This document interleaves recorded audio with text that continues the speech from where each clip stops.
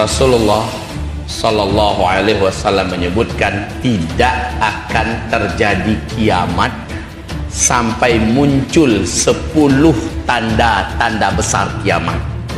Muncul dulu 10 tanda besar kiamat, dimana kalau tanda besar yang pertama sudah muncul, yang kedua langsung menyusul dalam waktu yang cepat, berdekatan, nggak pakai lama jarak waktunya.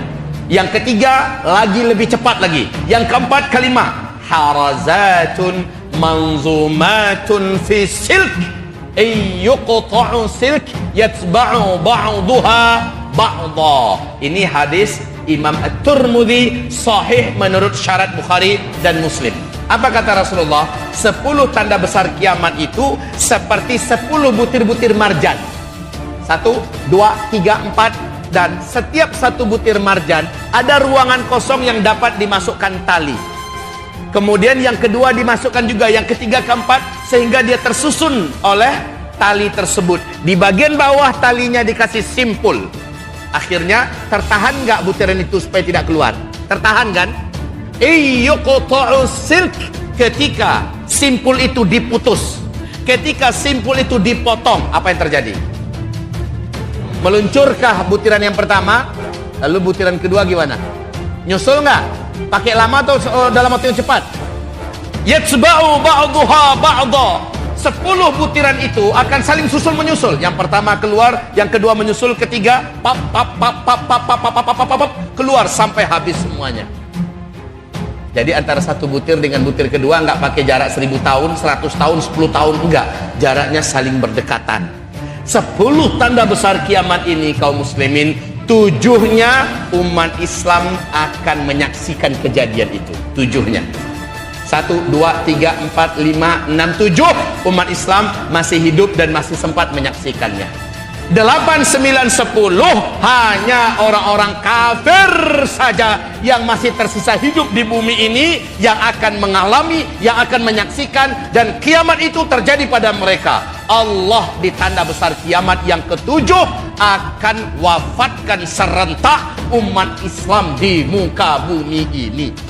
Jadi pada tanda besar kiamat yang ke-7, Allah Subhanahu wa taala akan wafatkan serentak umat Islam ini di muka bumi, sehingga tidak ada satupun yang tersisa dari umat Nabi Muhammad.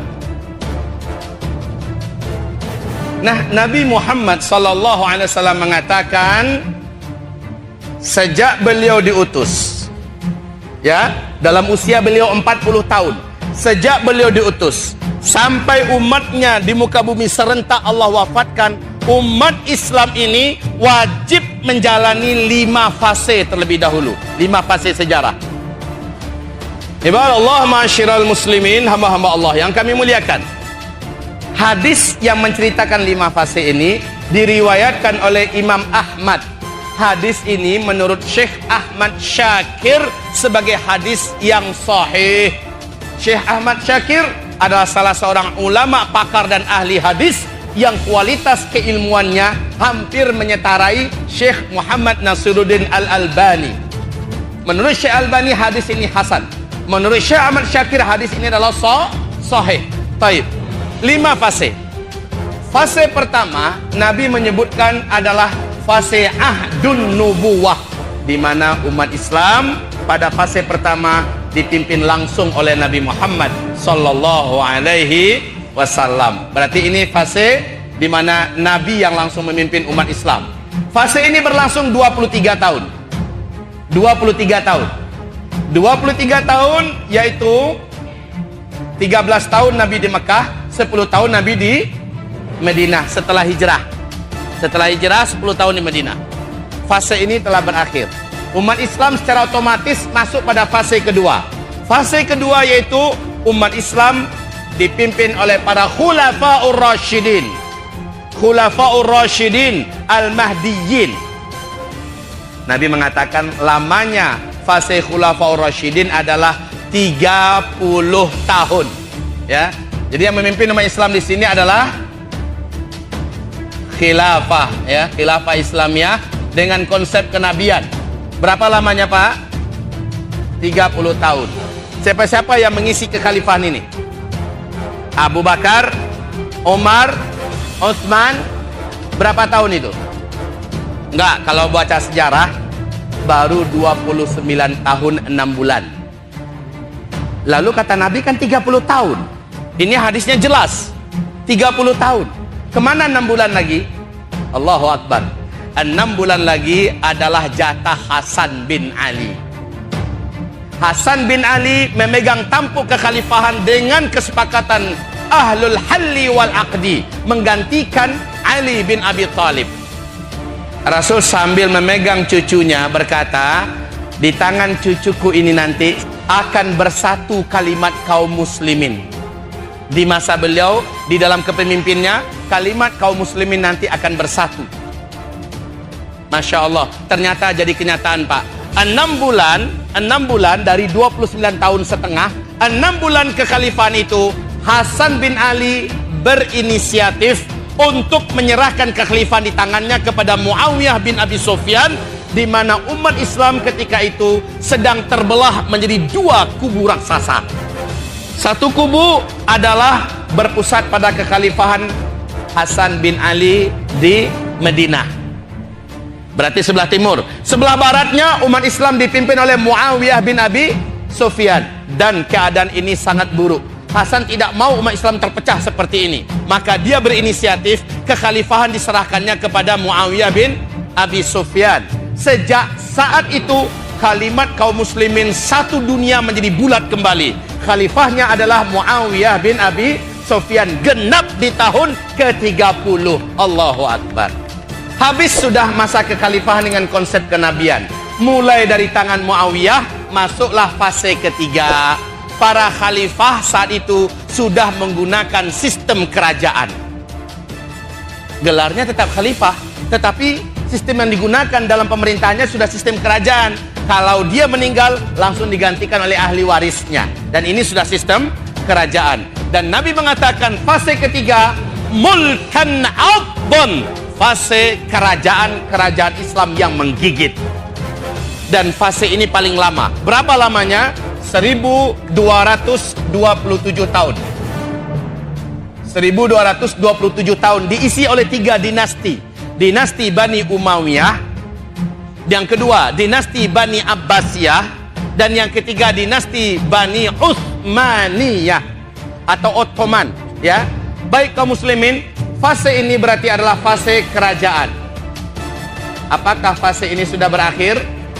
Sepakat ahli sejarah mengatakan ya, fase ini juga telah berakhir. Kapan?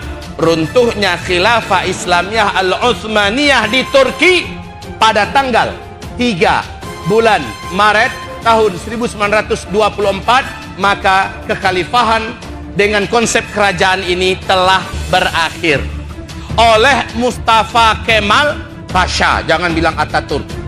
Kenapa? Ataturk adalah gelar kemuliaan untuk pahlawan agung di Turki. Sementara pengkhianat di dengkot Yahudi, Mustafa Kemal itu layak nggak mendapatkan gelar Ataturk? Tidak. Maka cukup panggil dia Mustafa Kemal Pasha. Alas. Ya, baik kaum muslimin, berakhir sudah fase ketiga. Umat Islam masuk pada fase keempat.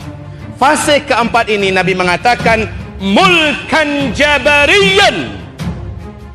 Umat Islam memasuki fase yang paling berat, fase yang paling gelap, di mana mereka umat Islam dizalimi di mana-mana. Terasa nggak? Terasa nggak? Umat Islam jadi pecundang. Ini pada fase keempat. Fase ini Nabi mengatakan fase kediktatoran. Di seluruh dunia umat Islam tidak dipimpin oleh seorang khalifah pun. Betul? Tidak ada khalifah Islamiyah saat ini.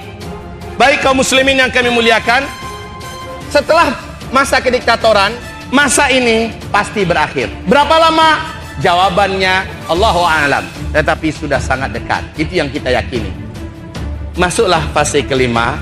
Fase kelima Nabi mengatakan kembali terwujud di fase penutup untuk umat Islam. Umat Islam kembali menggenggam dunia. Khilafah ala minhajin nubuwah, kekhalifahan dengan konsep kenabian mirip di fase kedua akan terulang di fase penutup. Ya, di penutup nanti khilafah Islamiyah akan kembali memimpin dunia. Siapa yang menjadi pemimpin di sini? Al-Mahdi. Al-Mahdi memimpin di sini hanya 7 tahun kata Rasulullah, lalu beliau meninggal. Artinya di masa ini tidak ada perang sama sekali, tidak ada satupun pembunuhan, pembantaian, perampokan, pemerkosaan, kejahatan, bahkan binatang-binatang buas di hutan sana, ular-ular yang paling berbisa di gurun Sahara, seluruhnya menjadi jinak. Bisa mereka Allah angkat di masa-masa ini. Hadis-hadisnya sahih. Masya Allah, harta melimpah ruah, emas pun luar biasa, bertimbun-timbun banyaknya pada masa-masa aman. Tapi kata Rasul, masa-masa aman, masa-masa khilafah Islamiyah menggenggam dunia itu enggak lama. 7 atau 8, paling lama 9 tahun saja kata Rasulullah, masa ini selesai. Al-Mahdi meninggal dunia di tahun ke-7-nya, langsung digantikan oleh Al-Qahtani. Al-Qahtani ini sama mulianya dengan Al-Mahdi, sama berakhlaknya, sama bijaksananya, sama alimnya, sama taatnya dan solehnya. Tapi beliau hanya melanjutkan setahun atau 2 tahun, terjadilah tanda besar kiamat yang ke-7, serentak seluruh umat Islam di muka bumi Allah wafatkan. Kapan fase kelima kira-kira? Fase kelima ini ada dalil yang paling kuat, yaitu Al-Quranul Karim, surat An-Nur, surat 24 ayat 55. Allah menjanjikan fase kelima ini pasti terjadi. Jadi pada akhirnya Islam menjadi winner di dunia ini.